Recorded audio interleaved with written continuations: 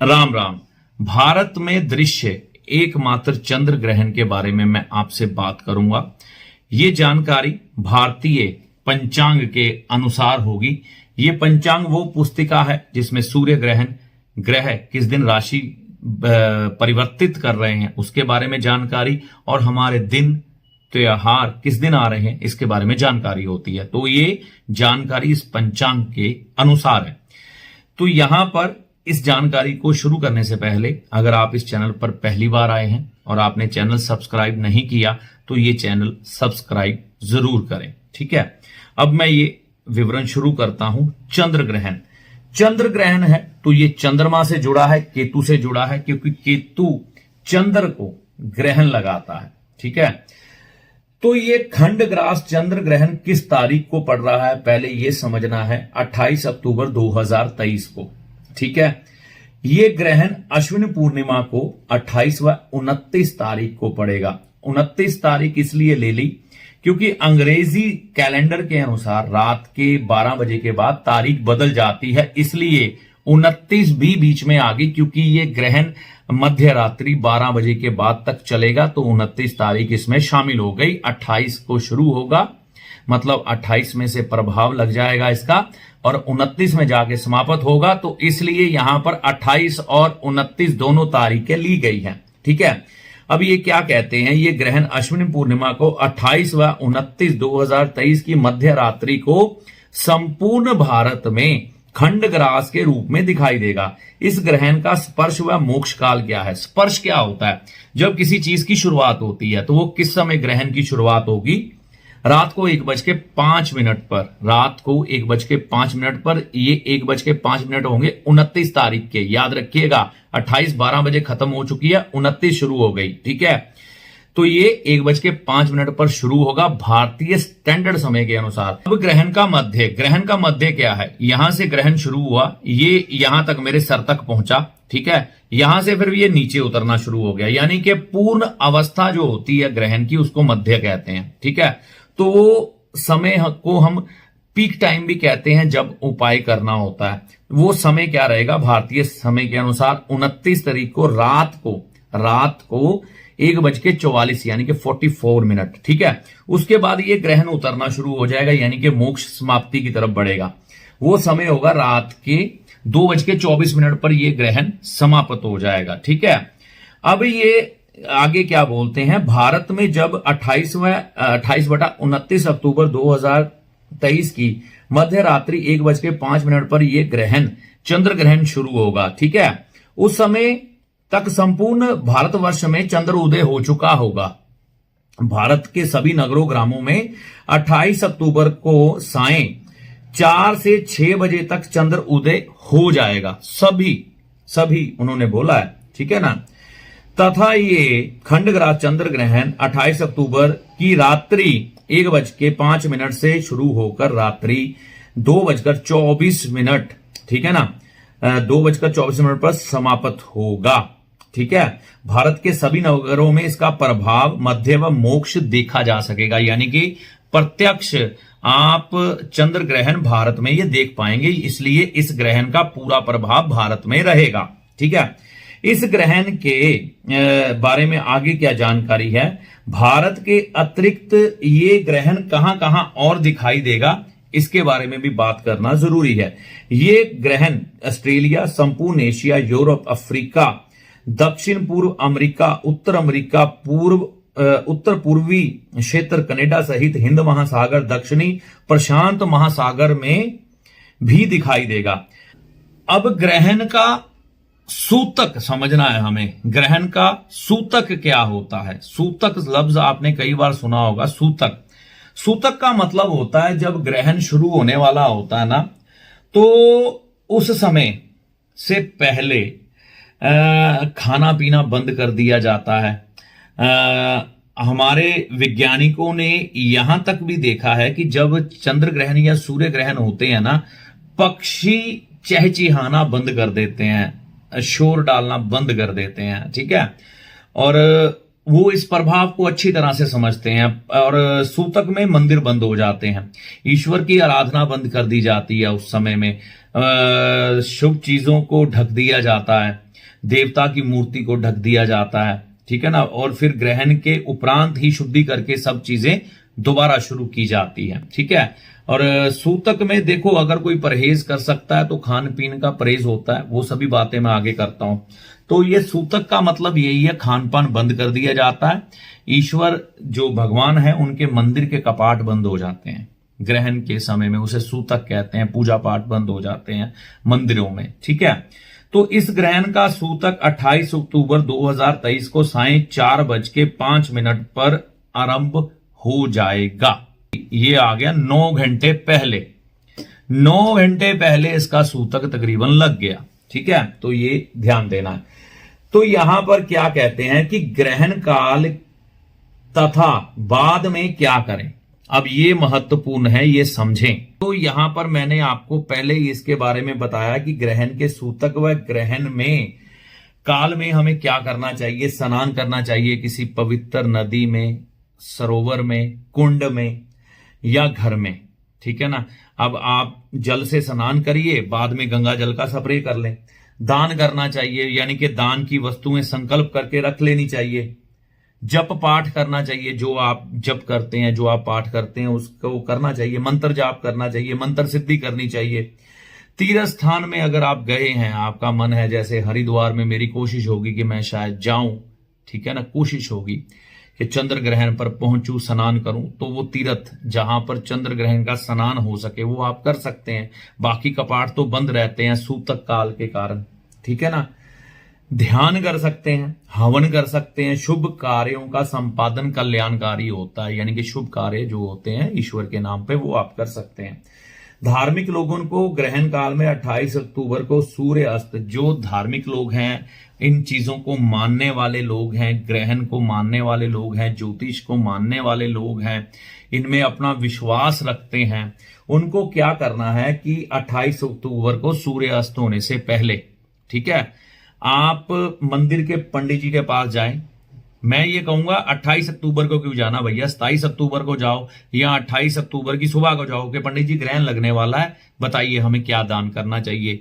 मैं नहीं बताऊंगा, ये पंडित जी बताएंगे, क्योंकि पंडित जी पुजारी जो वो गद्दी पे बैठा है, भगवान का पूजा पाठ कर रहा है, वो ब्रह्म की गद्दी पर बैठा है, उसके मुंह से सुनना अच्छा होता है, ठीक है ना। तो आपको हमेशा उनके मुंह से ही सुनना चाहिए, शास्त्रार्थ बात है ये, ठीक है ना। तो उनके मुंह से वो जो आपको सामग्री बोलें कि ये चीजें आप ग्रहण काल में दान कर सकते हैं, तो वो चीजें खरीद के रखें, ठीक है, अपने घर में संकल्प करके रख लें, ठीक है ना। अगले दिन यानी कि 29 अक्टूबर को सुबह स्नान करके मंदिर में जाएं, जब मंदिर खुल जाए, ठीक है ना। तो मंदिर खुलने के बाद फिर पंडित जी से वो चीजें संकल्प करके उनको दान कर दे। जो पुजारी है, वहां पर पूजा पाठ करने वाला पंडित है, ब्राह्मण है, ठीक है ना, तो ब्राह्मण को वो चीजें आप दान कर देंगे, तो ये आपका वो दान जो है ग्रहण का दान माना जाएगा। बाकी पूजा पाठ, जप तप, मंत्र जाप, हवन, यज्ञ, ये तो आप करेंगे ही अगर आप करते हैं तो, ठीक है ना। अगली बात यहां पर क्या बोलते हैं, कहते हैं पुत्र का जन्म हो या कोई यज्ञ करवाया हो, सूर्य की संक्रांति हो यानी कि सूर्य राशि परिवर्तन करे, और सूर्य या चंद्र ग्रहण हो। चंद्र ग्रहण के समय अगर चंद्र ग्रहण रात में भी हो ना, तो हमें स्नान करना चाहिए। स्नान, अब देखो कोई तीर्थ जा सकता है, कोई नहीं जा सकता, तो घर में जो मैंने आपको ग्रहण का मध्य काल बताया है उसमें भी आप स्नान कर सकते हैं। उसके उपरांत जो मोक्ष काल है वहां पर भी स्नान कर सकते हैं। दोनों परिस्थितियां खुली हैं आपके सामने, ठीक है ना।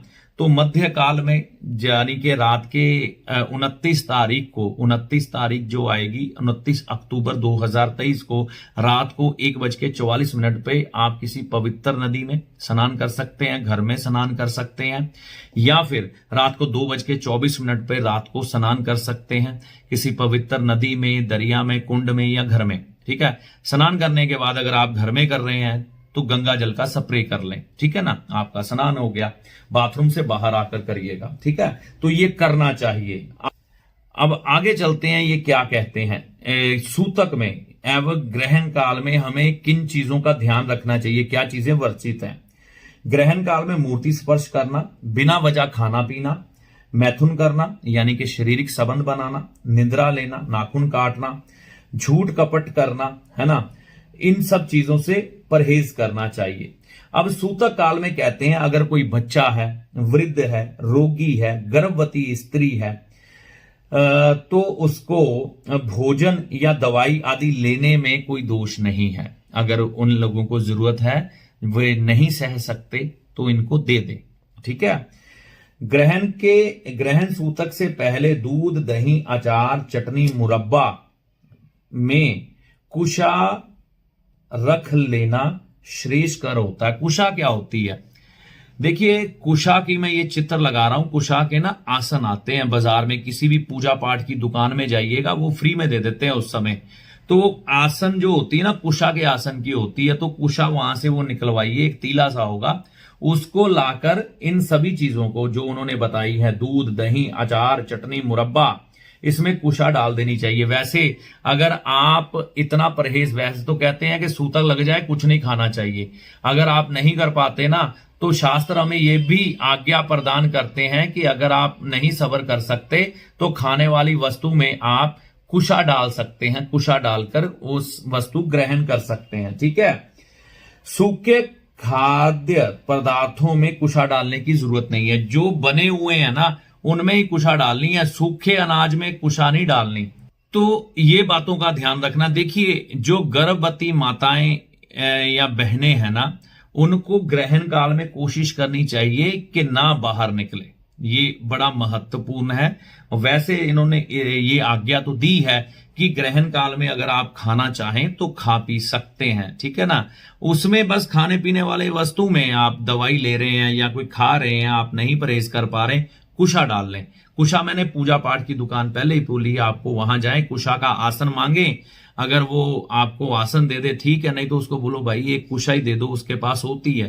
तो जो भी पूजा पाठ का सामान रखते हैं, बेचते हैं, वो कुशा अपने पास ग्रहण के दिनों में रखते हैं। हम तो शहरी लोग हैं भाई, ऐसे ही प्राप्त करते हैं पूजा पाठ की दुकान में जाकर। गांव के लोगों को तो वैसे भी मिल जाती है, वो ढूंढ लेते हैं।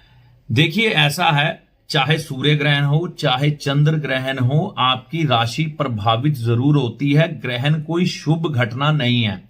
सूर्य ग्रहण के बाद कई बार देखने में आता है कि बड़े बड़े देश आपस में लड़ पड़ते हैं, आतंकी हमले होते हैं, भूकंप आते हैं, प्रलय आती है, बाढ़ आती है, ऐसी सब चीजें देखने को मिलती हैं। पहले लोग तो इन बातों में बहुत विश्वास रखते थे, बीच में लोगों ने थोड़ा सा विश्वास डगमगाया, इन बातों पर विश्वास नहीं किया, लेकिन अब पुनः विश्वास करने लग पड़े हैं, क्योंकि साइंस का युग है, जानकारी का अभाव है नहीं, सब कुछ पता लग जाता है कहां पर क्या हुआ।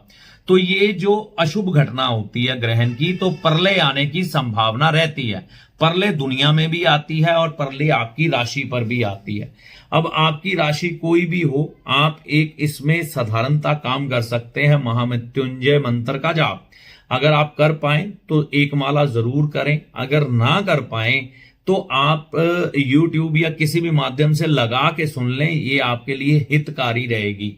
तो ये हमने ग्रहण की संपूर्ण जानकारी आपको देने की कोशिश की है।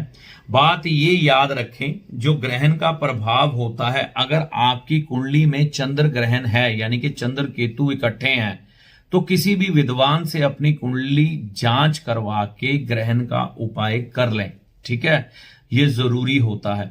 पर्सनल, यहां पर मैं अकेले आदमी का नहीं बता पाऊंगा, ठीक है ना, तो वो मुश्किल हो जाता है, क्योंकि आपकी कुंडली के अनुसार ग्रहण की क्या स्थिति है, उसके अनुसार उपाय होते हैं। ठीक है, अगर आप नहीं कुंडली जांच करवाना चाहते किसी विद्वान से, तो आप घर में गंगा स्नान कर लें। गंगा स्नान यानी कि वही जब मोक्ष काल हो, मैंने समय दिया है, मध्य काल हो, समय दिया है, उस समय स्नान करने के बाद स्प्रे कर लें घर में ही। ठीक है ना।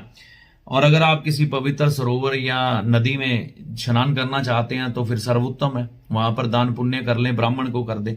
ठीक है ना। तो इन चीजों का आपने मुख्यतः ध्यान रखना है, जिससे कि आप पर पड़ने वाले ग्रहण का प्रभाव कम हो, इस चीज का ध्यान रखना है। और अपनी कुंडली के अनुसार जांच करवा के भी आप ग्रहण का उपाय कर सकते हैं, किसी भी विद्वान से जान सकते हैं। ठीक है। तो यहां पर अगर आप कुंडली ना दिखाना चाहें तो बस स्नान ही आपके लिए सफिशिएंट होगा, बहुत है। तो ये थी ग्रहण के बारे में मेरे द्वारा दी गई जानकारी। आपको ये काफी लाभ देगी ऐसी आशा करता हूं। इस वीडियो में बताए गए उपाय का लाभ माता रानी की कृपा से आपको होगा। अगले वीडियो तक के लिए जय माता दी।